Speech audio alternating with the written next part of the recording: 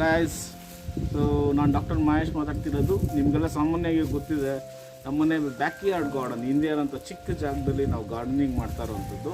ಸಾಕಷ್ಟು ಪ್ಲ್ಯಾಂಟ್ಸನ್ನು ನಾವು ಕಲ್ಟಿವೇಟ್ ಮಾಡಿದ್ದೀವಿ, ಅದರ ಫಲನೂ ಕೂಡ ನಾವು ತಿಂತಾ ಇದ್ದೀವಿ. ಇವತ್ತು ಆ್ಯಕ್ಚುಲಿ ನಮ್ಮ ಮನೇಲಿ ಬರೋವಂಥ ಕಿಚನ್ ವೇಸ್ಟು, ಏನೇನು ವೆಜಿಟೇಬಲ್ ವೇಸ್ಟು, ಫ್ರೂಟ್ಸಿಂದ ಬರೋವಂಥ ವೇಸ್ಟ್ಗಳು, ಇದೆಲ್ಲ ಏನಿದೆ ಅದನ್ನು ನಾವು ವೇಸ್ಟ್ ಮಾಡಲ್ಲ. ಆ್ಯಕ್ಚುಲಿ ನಾವೇ ಏನು ಮಾಡ್ತಾ ಇದ್ದೀವಿ, ಅದನ್ನು ಕಾಂಪೋಸ್ಟ್ ಮಾಡ್ತಾ ಇದ್ದೀವಿ. ನೋಡಿ, ಇದು ಆ್ಯಕ್ಚುಲಿ ಸಿಂಪಲ್ ಸೆಟಪ್ ಇದು. ಓಕೆ, ವರ್ಮಿ ಕಾಂಪೋಸ್ಟ್, ಇದರೊಳಗಡೆ ಎರೆಹುಳನ್ನು ಬಿಟ್ಟಿದ್ದೀವಿ ನಾವು. ನಮ್ಮ ಮನೇಲಿ ಇರೋವಂಥ ವೇಸ್ಟ್ ಯಾವುದೋ ಒಂದು ಟೈರ್ ಇತ್ತು, ಆ ಟೈರ್ನೇ ತೊಗೊಂಡು ನಾವೇನು ಮಾಡಿದ್ದೀವಿ ಈ ಥರ. ಸೊ ದಟ್ ನಮ್ಮ ಮನೇಲಿ ಉದುರುವ ಅಂತ ಕೆಲವು ಲೀವ್ಸ್ ಎಲ್ಲ ಇದೆ. ಸೊ ಈ ಲೀವ್ಸ್ನೆಲ್ಲ ಹಾಕಿ ಸೈಂಟಿಫಿಕ್ಕಾಗಿ ನಾವೇನು ಮಾಡಿದ್ದೀವಿ, ಇದನ್ನು ಕಾಂಪೋಸ್ಟ್ ಮಾಡಿರೋವಂಥದ್ದು. ಇಲ್ಲಿ ನೀವು ನೋಡಿದ್ರೆ ತುಂಬ ಬ್ಯೂಟಿಫುಲ್ಲಾಗಿ ಕಾಂಪೋಸ್ಟ್ ಆಗ್ತಾಯಿದೆ, ಕರೆಕ್ಟ್ ಅಲ್ವಾ? ಆಗ್ತಾಯಿದೆ. ನಾವು ಹೊಸ ಎಲ್ಲನೂ ಕೂಡ ಕಾಂಪೋಸ್ಟ್ ಆಗ್ತಾಯಿದೆ. ವಾಸನೆ ನೀವು ನೋಡಿದ್ರೆ ಡಿಕಾಂಪೋಸ್ಟ್ ಆಗಿರೋಂಥ ವಾಸನೆ ಬರ್ತಾಯಿದೆ. ಇವತ್ತು ನಾನು ಏನು ಮಾಡ್ತೀನಿ ಅಂದರೆ, ಸೊ ಅಡೆ ಇರುವಂಥ ಎಲ್ಲ ಕಾಂಪೋಸ್ಟ್ನ ಮೇಲೆ ತೊಗೊಬೇಕು, ಸ್ವಲ್ಪ ಏರೇಷನ್ ಪ್ರೊವೈಡ್ ಮಾಡಬೇಕು ಅದಕ್ಕೆ. ಸೊ ಹಾಗಾಗಿ ಇನ್ನೂ ಈಸಿಯಾಗಿ ಏನಾದ್ರು ಮೇಲೆ ಇರೋದನ್ನ ಸ್ವಲ್ಪ ಡಿಕಾಂಪೋಸ್ ಆಗಬೇಕು. ಹಾಗಾಗಿ ಇವತ್ತು ನಾನು ಆ ಕೆಲಸನ ನಾನು ಇವತ್ತು ಮಾಡ್ತೀನಿ. ಈಗ ನೋಡಿ, ನಾನೀಗ ಒಂದು ಲೇಯರ್ನ ತೆಗ್ದಿದ್ದೀನಿ. ಆ್ಯಕ್ಚುಲಿ ಈ ಥರ ನಮಗೆ ಅದರಲ್ಲಿ ಗೊತ್ತಿಲ್ಲದಂಗೆ ಏನಾಗಿರುತ್ತೆ, ಸಾಮಾನ್ಯವಾಗಿ ಈ ಥರ ಪ್ಲಾಸ್ಟಿಕ್ಸು ಅವಿವು ಏನಾದ್ರು ಮಿಕ್ಸ್ ಆಗಿತ್ತು ಅಂದರೆ ನಾವು ಅದನ್ನೆಲ್ಲ ಏನು ಮಾಡಬೇಕು, ಅದನ್ನು ಹಾಕಬೇಕಾಗುತ್ತೆ. ಓಕೆ, ಇದನ್ನು ನಾನು ಮತ್ತೆ ಈ ಟೈರ್ನ ಎತ್ಬಿಟ್ಟು ಮತ್ತೆ ಇದನ್ನು ಅಡೆ ಮಿಕ್ಸ್ ಮಾಡ್ತೀನಿ. Let us see. ಓಕೆ ನೋಡಿ, ಈಗ ನಾನು ಲೇಯರ್ ಬೈ ಲೇಯರು ಇದನ್ನು ಮಾಡಿರೋದ್ರಿಂದ ಫಸ್ಟು ನಾವೇನು ಮಾಡ್ತೀವಿ, ಒಣಗೋಗಿರೋವಂಥ ಲಿಟರ್ಸ್ ಅಂದರೆ ಲೀವ್ಸ್ನ ಹಾಕಿ, ಓಕೆ, ಆಮೇಲೆ ಗ್ರೀನ್ ಹಾಕಿ ಕಾರ್ಬನ್ ಸೋರ್ಸ್ನ ಪ್ರೊವೈಡ್ ಮಾಡಿ, ಆ್ಯಂಡ್ ದೆನ್ ಹೀಟ್ ಜನ್ರೇಟ್ ಆಗೋಕ್ಕೆ ನಾವು ಗ್ರೀನ್ ವೇಸ್ಟ್ನ ಹಾಕಬೇಕು.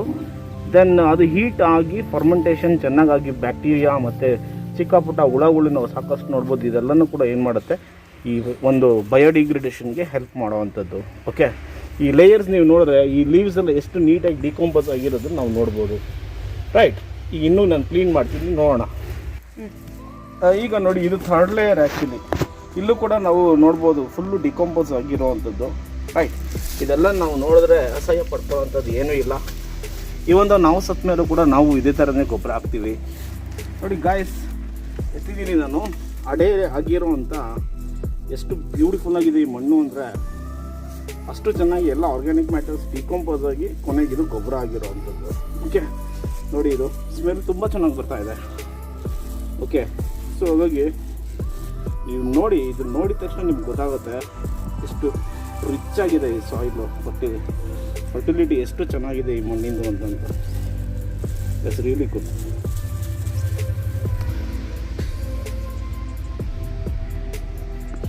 ನೋಡಿ, ಈಗ ಇಷ್ಟು ಚೆನ್ನಾಗಿ ಈ ಗೊಬ್ಬರ ಆಗಿದೆ. ಈ ಗೊಬ್ಬರಕ್ಕೆ ನಾವೇನು ಹಾಕಿದ್ದೀವಿ, ನಮ್ಮ ಮನೇಲಿ ನಾವು ಯೂಸ್ ಮಾಡೋವಂಥ ತರಕಾರಿ ಪೀಲ್ಸ್ ಏನು ವೇಸ್ಟ್ ಇರುತ್ತೆ, ಆ ಪೀಲ್ಗಳೆಲ್ಲ ಇರುತ್ತೆ ಅಲ್ವಾ, ಈರುಳ್ಳಿ ಸಿಪ್ಪೆ, ಓಕೆ, ಕೊಳ್ತೋಗಿರೋ ಟೊಮ್ಯಾಟೊ ಹಣ್ಣು ಇರ್ಬೋದು, ಬದನೆಕಾಯಿ ಆಗಿರ್ಬೋದು, ಈ ಥರ ಯಾವುದೇ ಆಗಿರಲಿ, ಸೌತೆಕಾಯಿ ಏರಿಬೇಕಾದ್ರೆ ಅದ್ರ ಸಿಪ್ಪೆ, ಈ ಥರ ಎಲ್ಲ ಏನೋ ವೆಜಿಟೇಬಲ್ಸ್ ವೇಸ್ಟ್ನೆಲ್ಲ ನಾವು ಹಾಕಿರೋವಂಥದ್ದು ಇದಕ್ಕೆ. ಆ್ಯಕ್ಚುಲಿ ಸೈಂಟಿಫಿಕ್ಕಾಗಿ ಹೇಗೆ ನಾವು ಮನೇಲಿ ಗೊಬ್ಬರ ಮಾಡೋದು, ನಮಗೆ ಎರಡು ಇಂಪಾರ್ಟೆಂಟು ವೇಸ್ಟ್ ಬೇಕಾಗುತ್ತೆ. ಒಂದು ಹಸಿ ವೇಸ್ಟು, ಇನ್ನೊಂದು ಡ್ರೈ ಆಗಿರೋವಂಥ ವೇಸ್ಟ್, ಎರಡೂ ಬೇಕಾಗುತ್ತೆ. ಈ ಡ್ರೈ ಆಗಿರೋ ವೇಸ್ಟನ್ನ ನಾವು ಫಸ್ಟು ಏನು ಮಾಡಬೇಕು, ಫಸ್ಟು ಒಂದು ಲೇಯರ್ ಮಾಡ್ಕೊಂಡು ಹಾಕ್ಕೊಬೇಕು. ಒಣಗೋಗಿರೋಂಥ ಗಿಡ ಆಗಿರ್ಬೋದು, ಒಣಗೋಗಿರೋಂಥ ಕಡ್ಡಿ ಆಗಿರ್ಬೋದು, ಒಣಗೋಗಿರೋ ಎಲೆ ಆಗಿರ್ಬೋದು, ಇದನ್ನು ನಾವೇನು ಮಾಡಬೇಕು, ಫಸ್ಟ್ ಲೇಯರ್ಗೆ ನಾವು ಹಾಕ್ತೀವಿ. ಓಕೆ, ಹಾಕ್ಬಿಟ್ಟು ನೆಕ್ಸ್ಟ್ ಏನು ಮಾಡ್ತೀವಿ ನಾವು ಅದ್ರ ಮೇಲೆ ಸಾಮಾನ್ಯವಾಗಿ ಮತ್ತು ಗ್ರೀನ್ ವೇಸ್ಟ್ ಅಂದರೆ ಸಾಮಾನ್ಯವಾಗಿ ನಾವು ಬೆಸ್ಟ್ ವೇಸ್ಟ್ ಅಂತ ಹೇಳ್ತೀವಿ ಅಲ್ವಾ. ಈ ಗಿಡಗಳು, ಎಲೆಗಳು, ಹಸಿ ಎಲೆ ಏನಿರುತ್ತೆ, ಒಣಗೋಗಿರೋದಲ್ಲ, ಹಸಿ ಎಲೆಯನ್ನು ಅದ್ರ ಲೇಯರ್ ಹಾಕ್ಬೇಕು. ಅದಾದಮೇಲೆ ನಾವು ಇನಾಕ್ಯುಲಮ್ ಆ್ಯಡ್ ಮಾಡ್ತೀವಿ, ಮೊಸರು. ಓಕೆ, ಮೊಸರು ಹಾಕ್ಬಿಟ್ಟು ಒಂದು ಸ್ವಲ್ಪ ನೀರು ಹಾಕ್ಬಿಟ್ಟು ಅದನ್ನು ಚೆನ್ನಾಗಿ ಮಿಕ್ಸ್ ಮಾಡಿಬಿಟ್ಟು ಹಾಕಿದ್ರೆ ಮೊಸರಲ್ಲಿ ಲ್ಯಾಕ್ಟಿಕ್ ಆ್ಯಸಿಡ್ ಬ್ಯಾಕ್ಟೀರಿಯಾ ಇರುತ್ತೆ, ಇದು ಫರ್ಮೆಂಟೇಷನ್ ತುಂಬಾ ಹೆಲ್ಪ್ ಮಾಡುತ್ತೆ. ಯೋಗರ್ಟ್ ಹಾಕ್ಬೋದು, ಇಲ್ಲಾಂದರೆ ಲ್ಯಾಕ್ಟಿಕ್ ಆ್ಯಸಿಡ್ ಲೈಕ್ ಮೊಸರು ಕೂಡ ನಾವು ನೀರು ಮಾಡಿಬಿಟ್ಟು ಅದ್ರ ಮೇಲೆ ಹಾಕಿದ್ರೆ ಒಳ್ಳೆ ಇನಾಕ್ಯುಲಮ್ಮು ಸೃಷ್ಟಿಯಾಗುತ್ತೆ. ಫರ್ಮೆಂಟೇಷನ್ ರೇಟ್ ಚೆನ್ನಾಗಿರುತ್ತೆ. ಹಾಗೆ ಆಲ್ಟರ್ನೇಟಾಗಿ ನಾವೇನು ಮಾಡಬೇಕು, ಹಸಿ ವೇಸ್ಟು, ಒಣಗೋಗಿರೋ ವೇಸ್ಟು, ಹಸಿ ವೇಸ್ಟ್, ಒಣಗೋಗಿರೋವಂಥ ವೇಸ್ಟು, ಹಸಿ ವೇಸ್ಟ್, ಹೀಗೆ ಲೇಯರ್ ಬೈ ಲೇಯರ್ ಏನು ಮಾಡಬೇಕು, ನಾವು ಹಾಕ್ಕೊಂಡು ನೀರು ಹಾಕ್ಕೊಂಡು ಹಾಗೆ ಬರಬೇಕು. ಓಕೆ, ಈಗ ಇಂಪಾರ್ಟೆಂಟ್ ವಿಷಯ ನೀವು ಹೇಳಿರೋದು ಏನು ಅಂದರೆ, ಸೊ ಈಗ ಡ್ರೈ ಆಗಿರುವಂಥ ವೇಸ್ಟ್ ಏನಾಗುತ್ತೆ ಡಿಗ್ರೇಡ್ ಆಗೋಕ್ಕೆ ಶುರು ಆಗುತ್ತೆ, ಡಿಕಾಂಪೋಸ್ ಆಗೋಕ್ಕೆ ಶುರು ಆಗುತ್ತೆ. ಹಸಿ ವೇಸ್ಟ್ ನಾವೇನು ಹಾಕ್ತೀವಿ ಅದು ಹೀಟ್ ಜನ್ರೇಟ್ ಮಾಡ್ತೀವಿ. ಈ ಹೀಟ್ ಏನು ತುಂಬ ಇಂಪಾರ್ಟೆಂಟ್ ಅಂದರೆ ಬ್ಯಾಕ್ಟೀರಿಯಾಗೆ ಒಳ್ಳೆ ಟೆಂಪರೇಚರ್ ಕೊಡುತ್ತೆ. ಹೀಟ್ ಜನ್ರೇಟ್ ಆಯಿತು ಅಂದರೆ ಬ್ಯಾಕ್ಟೀರಿಯಾ ಆ್ಯಕ್ಟಿವಿಟಿ ಜಾಸ್ತಿ ಆಗಿ ಡಿಗ್ರೇಡೇಷನ್ ರೇಟ್ ಏನಾಗುತ್ತೆ ಜಾಸ್ತಿ ಆಗುತ್ತೆ. ಇದು ಮೇನ್ ಉದ್ದೇಶ. ಕೊನೆಗೆ ಹಸಿ ವೇಸ್ಟು ಕೂಡ ಏನಾಗುತ್ತೆ ಡಿಗ್ರೇಡ್ ಆಗುತ್ತೆ, ಒಣಗೋಗಿರೋ ವೇಸ್ಟ್ ಕೂಡ ಏನಾಗುತ್ತೆ ಡಿಗ್ರೇಡ್ ಆಗಿ ನಿಮಗೆ ಫೈನ್ ಗೊಬ್ಬರ ಬರುತ್ತೆ. ಓಕೆ, ಇದು ಸೈಂಟಿಫಿಕಲ್ಲೇ ಆ್ಯಕ್ಚುಲಿ ನಾವು ಮಾಡೋಣ. ಈ ಲೇಯರ್ ಬೈ ಹಾಕ್ಕೊಂಡು ಏನು ಮಾಡಬೇಕು, ಎಲ್ಲ ಹಾಕ್ಕೊಂಡು ನೀಟಾಗಿ ನಾವು ಏನು ಮಾಡಬೇಕು, ಅನ್ಎರೋಬಿಕ್ ಕಂಡೀಷನ್ ಮೇಂಟೈನ್ ಮಾಡಬೇಕು. ಅಂದರೆ ಈ ಥರ ನಿಮ್ಗೇನು ಸಿಗುತ್ತೋ ಮನೇಲಿ, ನಾನೀಗ ಟೈರ್ ಸಿಕ್ಕಿದೆ ಅದರೊಳಗಡೆ ಹಾಕಿ ಮುಚ್ಚಿ ಏನಾಗುತ್ತೆ ಕವರ್ ಮಾಡಬೇಕು ಗಾಳಿ ಆಡೋದಂಗೆ. ಯಾಕಂದರೆ ಡಿಕಾಂಪೋಸಿಷನ್ ಆಗಬೇಕು ಅಂದರೆ ಸಾಮಾನ್ಯವಾಗಿ ಅನ್ಎರೋಬಿಕ್ಸ್. ಮತ್ತು ತುಂಬ ಇಂಪಾರ್ಟೆಂಟ್ ಏನು ಅಂದರೆ ನಾವೇನು ನೀರು ಹಾಕ್ತೀವಿ ಲೇಯರ್ ಬೈ ಲೇಯರ್ ಮಾಡ್ತಾ ಅದನ್ನು ಸಗಣಿ ನೀರು ಹಾಕಿದ್ರೆ ತುಂಬಾ ಒಳ್ಳೆಯದು. ಸಗಣಿನ ತೊಗೊಂಡು ಮಿಕ್ಸ್ ಮಾಡಿ ಸಗಣಿ ನೀರು ಹಾಕಿದ್ರೆ ಸಗಣಿಲಿ ನ್ಯಾಚುರಲಾಗಿ ಮೆಥನೋಕಾಕಸ್ ಬ್ಯಾಕ್ಟೀರಿಯಾ ಇರುತ್ತೆ. ಓಕೆ, ಆ ಮೆಥನೋಕಾಕಸ್ ಬ್ಯಾಕ್ಟೀರಿಯಾ ಡಿಕಾಂಪೋಸಿಷನ್ಗೆ ತುಂಬಾ ಹೆಲ್ಪ್ ಮಾಡುತ್ತೆ. ಸೆಲ್ಯುಲೋಸು, ಲಿಜಿನ್ ಏನಿರುತ್ತೆ ಕಾಂಪ್ಲೆಕ್ಸ್ ಮೆಟೀರಿಯಲ್ಸ್ ಪ್ಲ್ಯಾಂಟ್ಸಲ್ಲಿ ಏನಿರುತ್ತೆ ಅದು ಏನಾಗುತ್ತೆ ಈಸಿಯಾಗಿ ಡಿಗ್ರೇಡ್ ಆಗುತ್ತೆ. ಹಾಗಾಗಿ ಒಂದು ಮೆಥನೋಕಾಕಸ್ಸು, ಇನ್ನೊಂದು ನೀವು ಮೊಸರು ಹಾಕಿದ್ರೆ ಲ್ಯಾಕ್ಟಿಕ್ ಆ್ಯಸಿಡ್ ಬ್ಯಾಕ್ಟೀರಿಯಾ, ಈ ಎರಡೂ ಬ್ಯಾಕ್ಟೀರಿಯಾ ಏನಾಗುತ್ತೆ ಡಿಕಾಂಪೋಸಿಷನ್ಗೆ ತುಂಬಾ ಹೆಲ್ಪ್ ಮಾಡುತ್ತೆ. ಎಲ್ಲ ಆದಮೇಲೆ ನೀವು ಒಂದು ಶೀಟ್ ಹಾಕ್ಬಿಟ್ಟು ನಾವು ಇದಕ್ಕೆ ಪೇಪರ್ ಹಾಕಿದ್ದೀವಿ, ವೆಜಿಟೇಬಲ್ ವೇಸ್ಟ್ ಹಾಕಿದ್ವಿ, ಫ್ರೂಟು ವೇಸ್ಟೆಲ್ಲ ಹಾಕಿದ್ದೀವಿ. ನೋಡಿ ಗೊಬ್ಬರ ಎಷ್ಟು ಬ್ಯೂಟಿಫುಲ್.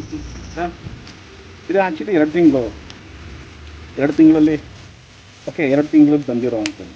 ಓಕೆ, ಪ್ರಾಪರಾಗಿ ನಾವು ಇದನ್ನು ಮೇಂಟೈನ್ ಮಾಡಿದ್ರೆ ಅಂದರೆ ಒಂದು ದಿನ ಬಿಟ್ಟು ಇನ್ನೊಂದು ದಿನ ಸ್ವಲ್ಪ ನಾವು ನೀರು ಚುಮಿಸ್ಬೇಕು. ಓಕೆ, ಅದಾದಮೇಲೆ ಸ್ವಲ್ಪ ಕೆಳಗಡೆ ಅದೆಲ್ಲ ಮೇಲೆ ಹಾಕಬೇಕಾಗುತ್ತೆ. ಈ ಥರ ನಾವು ಆಲ್ಟರ್ನೇಟ್ ಮಾಡ್ತಾಯಿದ್ರೆ ಗೊಬ್ಬರ ಬೇಗ 1 ತಿಂಗಳಿಗೆ ಬಂದಿರುತ್ತೆ. ಓಕೆ, ಇದು ಸೈಂಟಿಫಿಕ್ಕಾಗಿ ನಾವು ಹೇಗೆ ಒಂದು ಕಾಂಪೋಸ್ಟ್ನ ನಾವು ಪ್ರಿಪೇರ್ ಮಾಡೋದು ಅಂತ. ಆಟೋಮೆಟಿಕ್ಕಾಗಿ ಒಂದೊಂದು ಸರಿ ಇದರೊಳಗಡೆ ಎರೆಹುಳ ಸಿಗಾಕೊಬೋದು, ಇಲ್ಲಾಂದರೆ ನಾವು ಒಂದಷ್ಟು ಎರೆಹುಳ ಇದಕ್ಕೆ ಹಾಕಿದ್ವಿ. ಓಕೆ, ವರ್ಮಿ ಕಾಂಪೋಸ್ಟ್ ಥರನೂ ಆಗಿದೆ, ಎಲ್ಲ ಅಡೆ ಇದೆ ಅದು. ಓಕೆ, ಸುಮಾರು ನಾನು ಒಂದು 10 ಎರೆಹುಳ ಇದಕ್ಕೆ ಬಿಟ್ಟಿದ್ದೀನಿ. ಓಕೆ, ಸೊ ಅದು ಸೇರಿ ಏನಾಗುತ್ತೆ ಒಳ್ಳೆ ಕಾಂಪೋಸ್ಟ್ ಆಗಿದೆ. ಇದನ್ನು ನೀವೇನಾದರೂ ಗಿಡಕ್ಕೆ ಹಾಕಿದ್ರೆ ತುಂಬ ಚೆನ್ನಾಗಿ ಗ್ರೋತ್ ಆಗುತ್ತೆ. ನೆಕ್ಸ್ಟ್ ನೀವು ಈ ಥರ ಗೊಬ್ಬರ ರೆಡಿ ಆದಮೇಲೆ ನೋಡಿ, ಇದು ನೀವು ರೆಡಿ ಆಗಿದ ತಕ್ಷಣ ಹಸಿ ಇದೆ ನೋಡಿ ಅಲ್ವಾ, ಇನ್ನೂ ಮಾಯ್ಶ್ಚರ್ ಅಂದರೆ ವಾಟರ್ ಕಂಟೆಂಟ್ ಇದೊಳಗಡೆ ಇದೆ.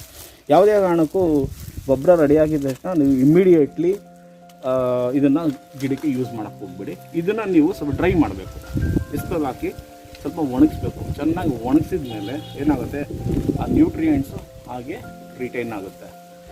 ಇದ್ರ ಜೊತೆಗೆ ನೀವು ಆಲೂಗಡ್ಡೆ ಸಿಪ್ಪೆ, ಬಾಳೆಹಣ್ಣು ಸಿಪ್ಪೆ, ಓಕೆ, ಮತ್ತು ಮೊಟ್ಟೆ ಸಿಪ್ಪೆ ಏನು ಬರುತ್ತೆ ನಾವು ಬೇಯಿಸಿ ಎಲ್ಲ ಮಾಡ್ತೀವಲ್ಲ, ಆ ಮೊಟ್ಟೆನ ಸಿಪ್ಪೆ, ಆ ಶೆಲ್ ಅಂತ ನಾವು ಕ್ಯಾಲ್ಶಿಯಂ ಶೆಲ್ ಅದು ಆ್ಯಕ್ಚುಲಿ, ಆ ಮೊಟ್ಟೆನ ಆ ಶೆಲ್ಲ ನಾವು ನುಣ್ಣಗೆ ಏನು ಮಾಡ್ಕೊಬೇಕು, ಪುಡಿ ಮಾಡ್ಕೊಬೇಕು. ಬಾಳೆಹಣ್ಣು ಸಿಪ್ಪೆ, ಆಲೂಗಡ್ಡೆ ಸಿಪ್ಪೆ ಮತ್ತು ಗ್ರೀನ್ ವೆಜಿಟೇಬಲ್ಸ್ ಸಿಪ್ಪೆನೆಲ್ಲ ಚೆನ್ನಾಗಿ ಒಣಗಿಸಿ ಅದನ್ನು ಪೌಡ್ರ್ ಮಾಡಿಕೊಂಡ್ರೆ ನಿಮಗೆ NPK ರೆಡಿ ಆಗುತ್ತೆ. NPK ಅಂದರೆ ಗೊತ್ತಲ್ಲ ನಿಮಗೆ, ನೈಟ್ರೋಜನ್ನು ಮತ್ತು ಫಾಸ್ಫರಸ್ಸು ಮತ್ತು ಪೊಟ್ಯಾಷಿಯಮ್. ಈ 3 ಕೂಡ ರಿಚ್ ನಿಮಗೆ ಬನಾನಾ ಲೀವ್ಸಲ್ಲಿ, ಆಲೂಗಡ್ಡೆ ಸಿಪ್ಪೆಯಲ್ಲಿ ಮತ್ತು ಕ್ಯಾಲ್ಶಿಯಮ್ ಬಂದು ನಿಮಗೆ ಮೊಟ್ಟೆಯಲ್ಲಿ ಸಿಗುತ್ತೆ. ನಿಮಗೆ ಆ ಒಂದು NPNನೇ ಬೇಕು ಅನ್ನೋದಾದರೆ ಆ ಥರ ಮಾಡ್ಕೊಬೋದು. ಇಲ್ಲ ಅದನ್ನು ತೊಗೊಂಡು ಇದಕ್ಕೆ ಮಿಕ್ಸ್ ಮಾಡ್ಕೊಂಡು ಮಾಡಿದ್ರೆ ಇದರಲ್ಲಿ magnesium, manganese, calcium, potassium, sodium, nitrates ಎಲ್ಲನೂ ಕೂಡ ರಿಚ್ ಆಗಿರುತ್ತೆ. ಓಕೆ, ಇದು ಸೈಂಟಿಫಿಕಲಿ ಮಾಡುವಂಥ ಒಂದು organic fertilisers. Okay, so thanks for watching. So ಇನ್ನೂ ಸಾಕಷ್ಟು ಕೆಲಸ ಇದೆ ನಾನು ಮಾಡಬೇಕು. ಓಕೆ, ಇದನ್ನೆಲ್ಲ ಡ್ರೈ ಮಾಡ್ತೀನಿ, ಪ್ಲ್ಯಾಂಟ್ಸ್ಗೆ ಹಾಕ್ತೀನಿ, ಈಲ್ಡ್ ಎಲ್ಲ ನಾನು ತೋರಿಸ್ತೀನಿ. So thank you.